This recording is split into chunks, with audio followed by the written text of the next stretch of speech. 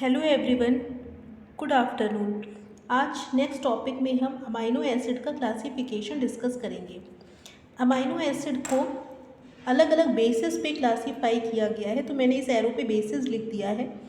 पहला बेसिस है nature of are group. हमें पता है कि अमाइनो एसिड में आर ग्रुप होते हैं। जैसे अगर हम एक अमाइनो एसिड ड्रॉ करें तो अमाइनो एसिड ऐसा होता है, एक H, एक R, एक COOH ग्रुप और एक NH2 ग्रुप। ठीक है, इस तरीके से अमाइनो एसिड का स्ट्रक्चर होता है। ये जनरल एक अमाइनो एसिड बना हुआ है। इसमें जो आर ग्रुप है वो किस तरीके का प्रेजेंट है, इसके बेसिस पे अलग अलग तरीके का क्लासिफिकेशन किया गया है। तो आर ग्रुप के बेसिस पे जो क्लासिफिकेशन है उसमें आते हैं एलिफेटिक, जैसे glycine, alanine, valine, leucine, isoleucine. फिर है OH कंटेनिंग, दो ही है, सीरीन, थीयोनिन। सल्फर कंटेनिंग दो ही है, मीथियोनिन, सिस्टीन।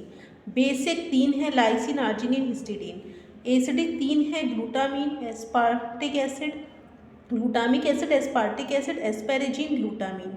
ठीक है, इन दोनों में एसिडिक प्रॉपर्टी थोड़ी बहुत पाई जाती है। एरोमेटिक तीन है, टायरोसिन, ट्रिप्टोफैन, फिनाइलएलिनिन। और एक इमिनो एसिड है, प्रोलीन। इमिनो इसलिए नाम दिया गया है कि उसका जो स्ट्रक्चर होता है वो नॉर्मल अमाइनो एसिड से हटके होता है, इसीलिए उसको अमाइनो एसिड ना कह के इमिनो एसिड कह दिया गया है। उसका जो आर ग्रुप होता है वो अलग ही टाइप का होता है, उसको उन्होंने इमिनो एसिड कह दिया है। उसका एक ही एग्जाम्पल है, प्रोलीन। ठीक, तो ये आपके अलग अलग क्लासिफिकेशन आर ग्रुप के बेसिस पे है। तो ये पूरा एक क्लासिफिकेशन कंप्लीट हो गया। अब पोलैरिटी के बेसिस पे पोलर, नॉन पोलर हो सकते हैं। नॉन पोलर में इतने सारे अमाइनो एसिड हैं, इनमें से किसी का भी नाम आप याद कर लीजिएगा। पोलर वाले चार्ज्ड भी हो सकते हैं, अनचार्ज्ड भी हो सकते हैं। ठीक है, पोलर का मतलब ये है जो वाटर में डिजोल्व हो सके, तो वो चार्ज भी हो सकता है, अनचार्ज भी हो सकता है। चार्ज वाले में पॉजिटिव, निगेटिव। पॉजिटिव वाले में वही बेसिक वाले आ जाएंगे, लाइसिन, आर्जिनिन, हिस्टिडीन। और निगेटिव वाले में COO माइनस ग्रुप वाले, एस्पार्टिक एसिड, ग्लूटामिक एसिड। अनचार्ज में कौन कौन से आ जाते हैं, tyrosine, cysteine, serine, थीरियोनिन, asparagine, glutamine.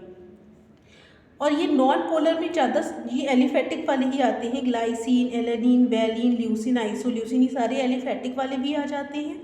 इसके अलावा फिनाइलएलिनिन, मीथियोनिन, ट्रिप्टोफैन, ये सब भी यहाँ पे आ जाते हैं। ठीक है, सारे अगर याद ना हो तो जितने याद हो पाए उतने ही याद करिएगा। ठीक, उसके बाद देखिए न्यूट्रिशनल रिक्वायरमेंट के बेसिस पे इसेंशियल, सेमी इसेंशियल और नॉन इसेंशियल। इसेंशियल के नाम आपको याद करने हैं, ठीक है, और बाकी को आप नॉन इसेंशियल में भी लिख सकते हैं। आर्जिनिन, हिस्टिडीन सेमी इसेंशियल है। अगर सेमी इसेंशियल नहीं याद करना है तो इसको उठा के इसमें लिख दीजिए। ठीक है, तो इसेंशियल वाली आप ये 7 या 8 अमाइनो एसिड इनके नाम याद कर लीजिए, बचे हुए को नॉन इसेंशियल में लिखना है। उसके बाद मेटाबॉलिज्म के बेसिस पे ग्लूकोजेनिक, कीटोजेनिक और बोथ ग्लूको और कीटोजेनिक होता है। तो बोथ वाले में फिनाइल, एनिलीन, टायरोसिन, ट्रिप्टोफैन, ये एरोमेटिक वाले आ जाते हैं जिसमें बोथ ग्लूकोजेनिक और कीटोजेनिक प्रॉपर्टी होती है, और एक आइसोल्यूसिन आ जाता है। ठीक है, बोथ वाले याद कर लीजिए। कीटोजेनिक में केवल L वाले हैं, देखिए LL कीटो। ठीक है, KLL ऐसे करके याद कर लीजिए, KLL। इसके अलावा जो बचे अमाइनो एसिड है वो आप ग्लूकोजेनिक में लिख सकते हैं। तो ये हमारा पूरा अमाइनो एसिड का क्लासिफिकेशन है। अगर मान लीजिए आपको एग्ज़ाम में कोई एक चीज़ भूल जाती है, मेटाबॉलिज्म वाला भूल जाता है, कोई दिक्कत नहीं है, उसको हटा दीजिए। अगर पोलैरिटी वाला भूल जाता है कोई दिक्कत नहीं, उसको हटा दीजिए। लेकिन अगर 3 इसमें से कम आपको बनाने ही हैं और अगर चारों याद हो जाते हैं तो बहुत ही अच्छी बात है। इसको आज प्रिपेयर कर लीजिएगा जितना आपको याद हो सके अमाइनो एसिड का क्लासिफिकेशन। इसके अलावा आपको कुछ भी पढ़ने की ज़रूरत नहीं है। ठीक है, तो आज के लिए इतना ही रखते हैं। Thank you.